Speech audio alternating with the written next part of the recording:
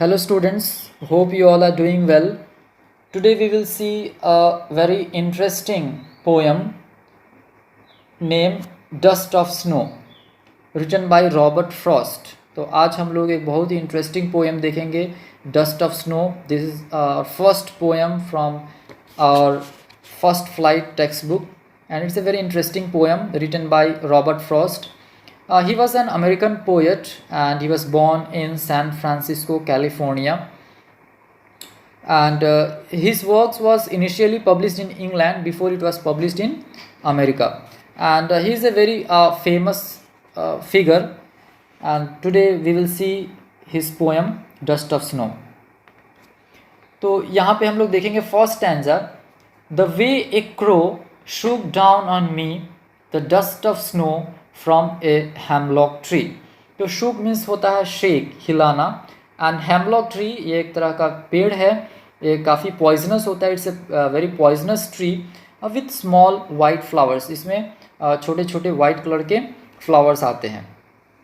So in this stanza the poet remembers a small incident. यहाँ पे जो poet है एक छोटे से इंसिडेंट, जो घटना उनके साथ होती है उसको याद करते हैं. That change his mood. वो एक छोटा सा इंसिडेंट पोएट का जो पूरा माइंड है, जो माइंड पूरा जो माइंड सेट था उनका पूरा कंप्लीट चेंज कर देता है. यहाँ पे एक छोटा सा इंसिडेंट. तो यहाँ पे क्या होता है, once the poet was in a depressed mood and he was hopeless. एक बार ऐसा हो जाता है, हम कभी कभी काफ़ी डिप्रेस्ड हो जाते हैं, काफ़ी होपलेस हो जाते हैं. द सेम ये पोएट जो थे वो काफ़ी डिप्रेस हो गए थे, काफ़ी उदास हो गए थे और पूरी उम्मीद जो थी वो ख़त्म हो गई थी. ही वॉज स्टैंडिंग, वो खड़े थे standing. It is not clear whether the poet was standing और पासिंग द ट्री. मतलब यहाँ पे कहीं नहीं लिखा है कि पोएट खड़े हैं पेड़ के नीचे या वहाँ से गुजर रहे हैं. Okay, passing the tree under a hemlock tree. तो यहाँ पे एक ट्री है बताया गया, उस पेड़ का नाम है हेमलॉक ट्री. तो वहाँ पे हो सकता है शायद पोएट जो है वो गुजर रहे होंगे वहाँ से या वहाँ पे खड़े होंगे. It's not clear. Suddenly a crow sitting on the tree shook it and some powdery snow from the tree fell on the poet. तो यहाँ पे क्या होता है, अचानक जो है उस पेड़ पे एक क्या बैठा हुआ था, एक कौवा जो है वो बैठा हुआ था.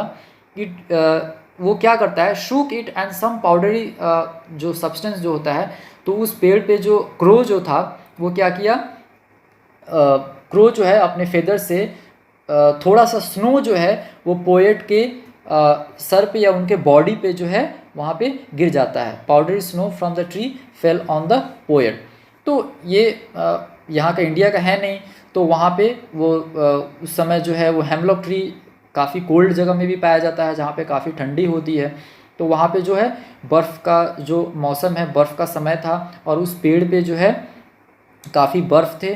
तो वहाँ पे जो एक क्रो जो है, क्रो के आके बैठ जाने से और वहाँ पे क्रो के शेक करने से जो पाउडरी सब्सटेंस, जो स्नो का जो पाउडर का जो पार्ट होता है वो पोएट के ऊपर गिर जाता है.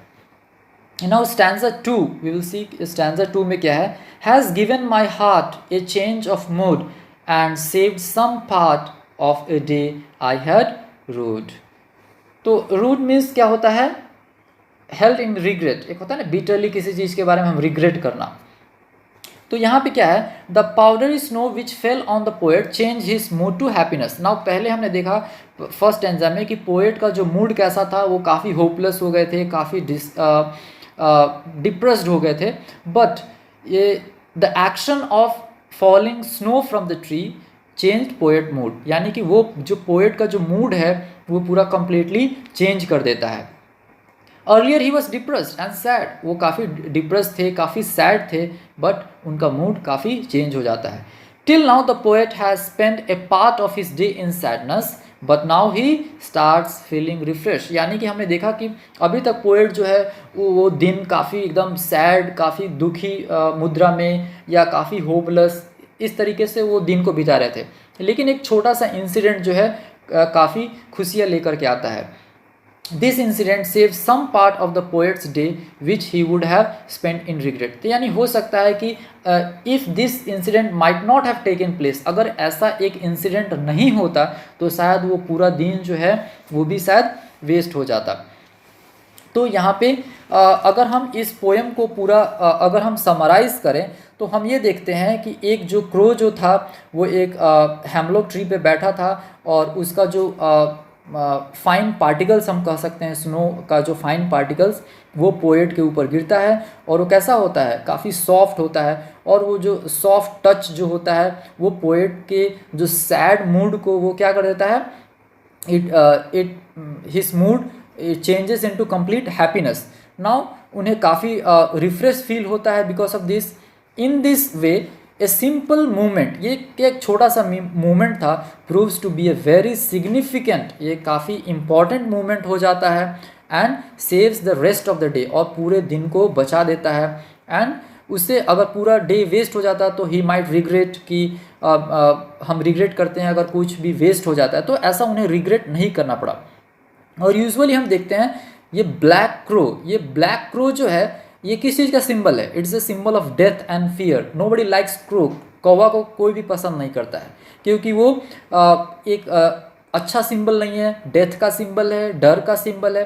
Now since the crow is not associated with goodness, अब यहाँ पे क्रो को हम गॉडनेस से एसोसिएट नहीं कर रहे हैं, it is ironic that in this poem it is doing a good deed, तो यहाँ पे एक अच्छा डीड कर रहा है, क्रो जो है ये कुछ अच्छा कर रहा है by shaking off the snow, उसने वो स्नो को हिलाया और उससे कुछ डस्ट पार्टिकल, फाइन पार्टिकल्स गिरे और उससे जो पोएट का जो मूड चेंज हो जाता है। तो यहाँ पे ओवरऑल यही सम और सब्सटेंस है इस पोएम का कि पोएट का जो माइंड है वो कंप्लीट डिप्रेस मूड से और एक होपलेस मूड से, उनका जो मूड जो है एक क्रो के कारण जो पूरा उनका जो दिन था वो कंप्लीट सैडनेस से काफ़ी हैप्पीनेस मूवमेंट में चेंज हो जाता है। That's what is given in this poem. So students, I hope you all might have understood this small short and very sweet poem Dust and Snow. So I will explain you the question and answers in my next video. So that's all for today. Have a great day. Thank you.